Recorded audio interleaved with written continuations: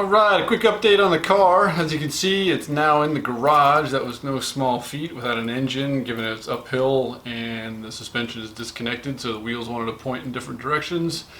But it is in here, and I got it up on the stands right now. Don't really need it up on the stands, I just thought I'd put it up there to make it look like I was working on it.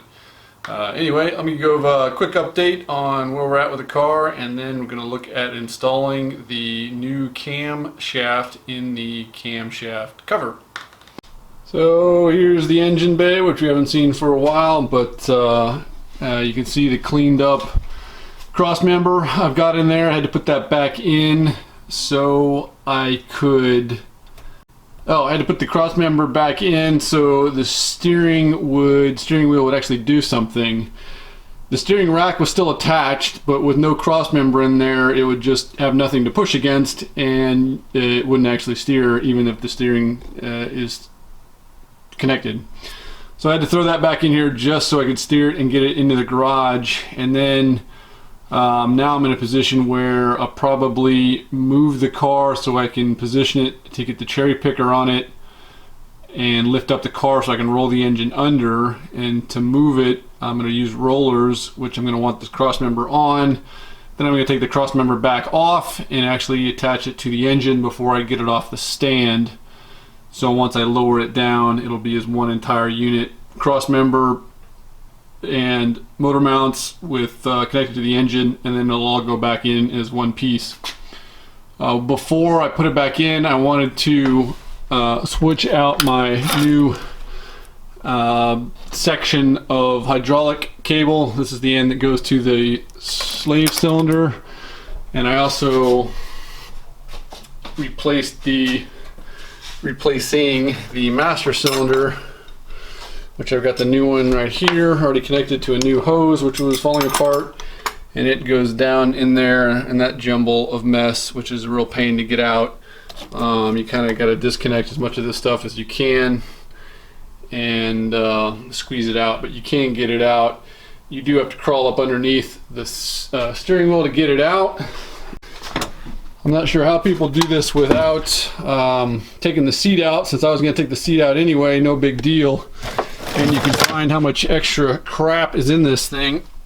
I'm not sure what this is. I think it probably has to do with the car phone that was in the car at some point. More weight that I get to take out.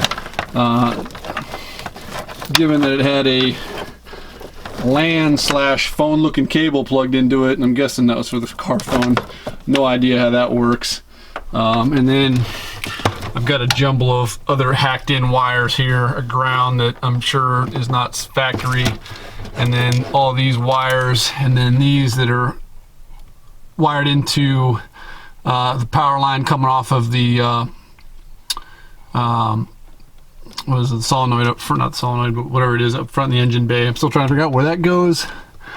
Most of that's probably going to come out. I just haven't identified what it is since I'm pulling the radio out anyway. This is the cable to the seat, power seat, that I'm not going to use, so I will probably cut it off later. But it definitely made it easier to get under, up under there to get the master cylinder disconnected. So a lot of work still to do, but let's get started on that camshaft. So I've got all my supplies laid out. Got the new camshaft here. Obviously it's not worn.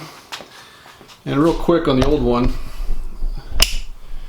you can see wear marks on the lobes. They all have them. Not sure why they only at the corners like that. And at first glance, the two camshaft look really similar. In these lobes, they actually, I measured it, they're actually slightly shorter, but they are a little fatter. So I'm guessing that's the difference, and that's what's gonna make the valve stay open a little bit longer. And my recently painted cam cover. So I painted the end cap, got a new gasket to go on there, and then I didn't paint that, I just cleaned it up with the grinder. So make it a little prettier. And then I'm going to put this back in the way I took it out, which I stood it up and slid it out, but before I forget, I need to get my cam break-in lube. And so this isn't the kind of lube I was thinking it was, where it went on the cam lobes. It actually goes in the oil. So you put this in the oil to help break it in. I was under the assumption that you put it on the lobes for break-in, but after reading the directions, that's what you do with it. So don't need that right now. So I'll go ahead and put assembly lube on all the areas that I can reach, and then basically stand up the shaft and then slide the carrier over it, and then put the rear cap on there.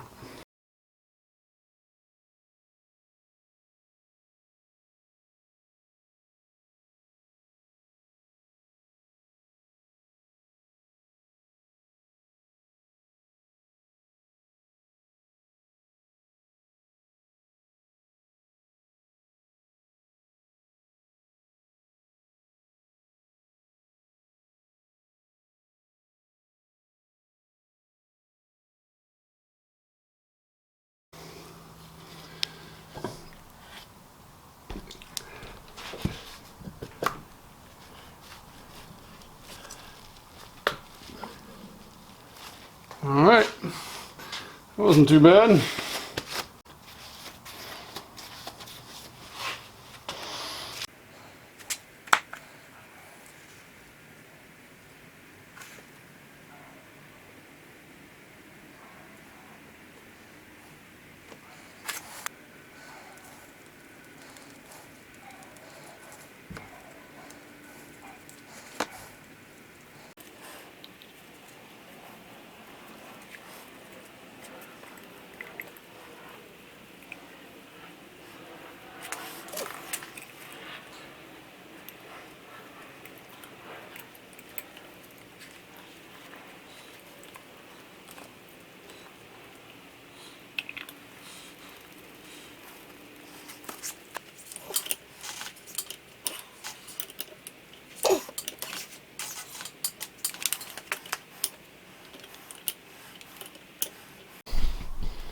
Alright, there we have it. Tighten that down to 6 foot-pounds. I think that was right. It actually seems a little tight, but double check it later.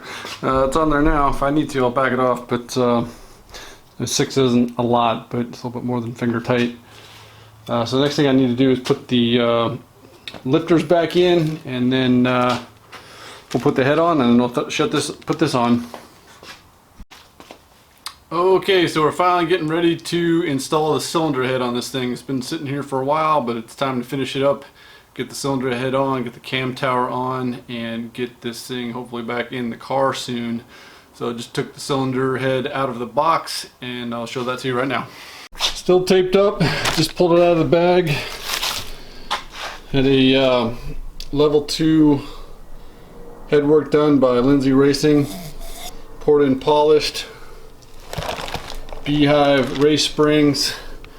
Still need to put some spark plugs in it, but it is ready to go. Look how smooth that is. Alright, so I'll put this back on the tripod, and we got the head gasket. It's pretty straightforward. Put the head gasket on, put some oil on the studs, and also got some new head stud bolts, old washers. If you remember when I pulled the old block, I ended up pulling the studs off, and I used the bolts to double bolt them up to try and pull a lot of them off, and that ended up stripping a lot of the bolts. I was planning on getting new head studs, so I didn't worry about it at the time, but then I got a new block and it had studs and I didn't replace them, so then I had to get some more of the head stud bolts. So these are the 12 millimeter, so slightly different torque procedure for those. You get 15 foot-pounds of torque and then 90 degrees instead of something different for the 10 millimeters.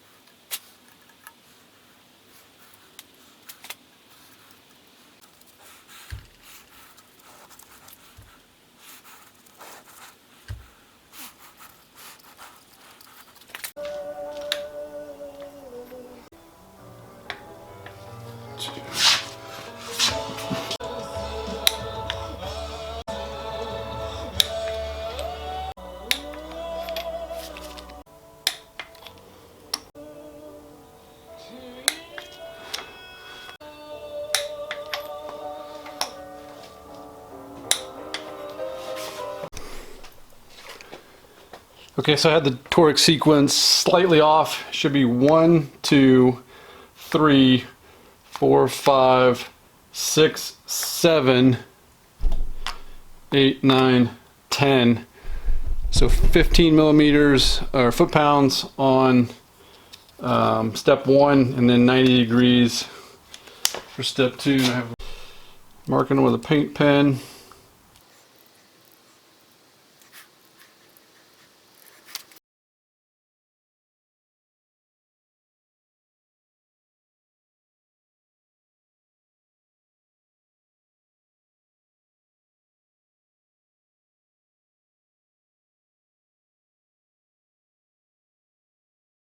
Now it's time for the second 90-degree turn on these bolts.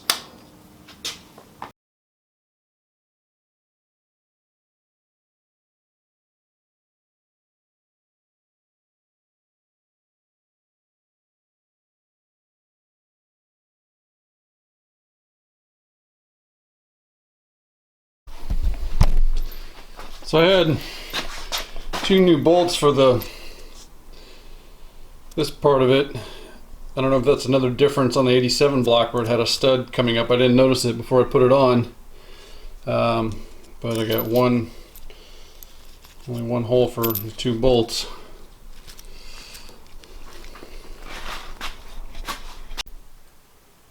Before I reinstall the cam tower, I've got I guess I don't have to, but I might as well go ahead and put the rest of this back together.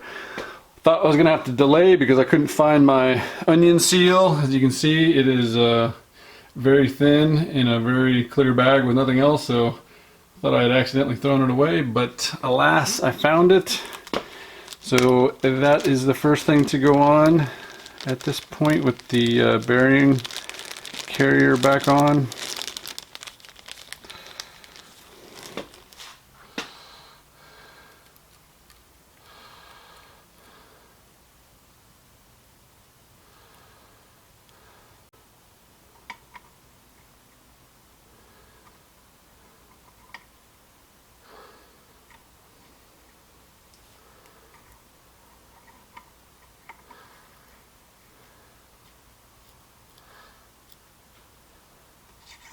So the onion skin, and then the collar, and the seal. Get a little assembly lube.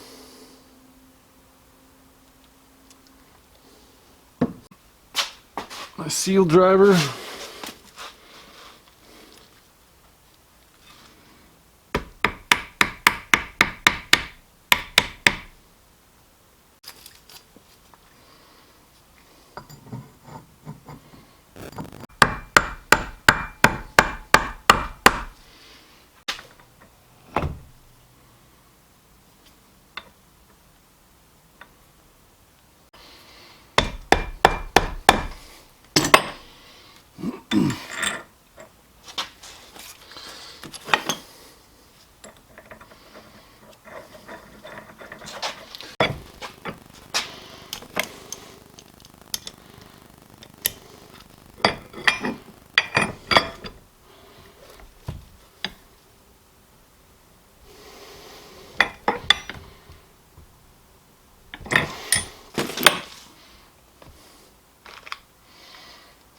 $48 to $52 foot-pounds.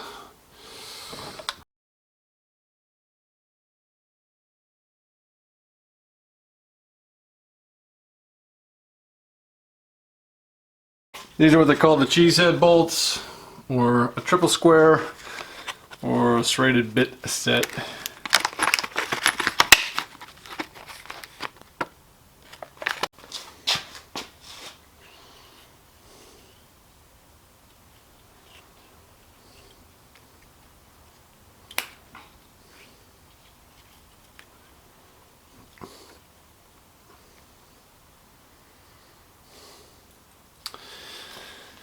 There's no torque sequence for this, but they do get bolted down to about 14 foot-pounds. I kind of do similar standard torque sequence. There's 15 bolts, so you get 1, 2, 3, 4, 5, 6, 7, 8, 9 on the bottom, and then 1, 2, 3, 4, 5, 6 on the top.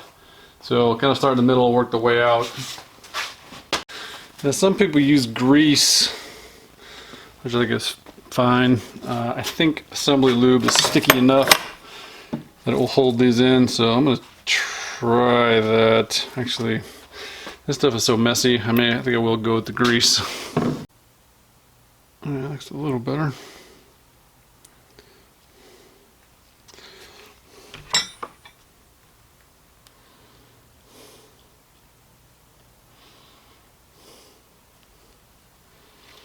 Make sure not to get it in the hole.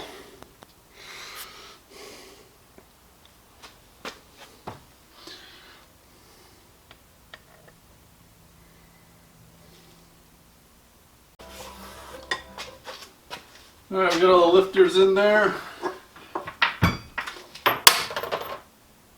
Time for the cam tower.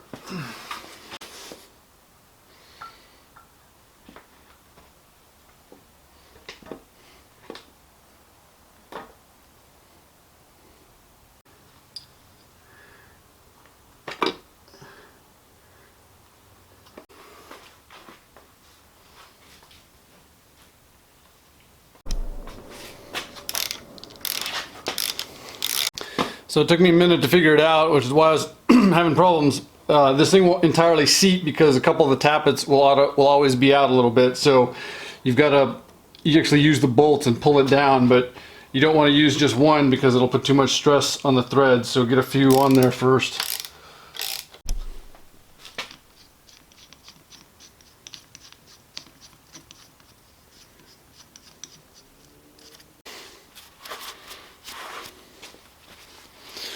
Alright, it's looking more and more like an engine every day. Now, I would do the spark plugs, but I cannot find my spark plug gapper or a spark plug socket. The old one I have is for a different size apparently. So I'll have to pick those up tomorrow. Taped off the intakes, since that's where I got in trouble in the first place with the bolt. Still gotta do the belts, do that next. And then look to get the motor mounts on and get this thing off the stand and onto the ground. That will be all for this episode. Save the manual.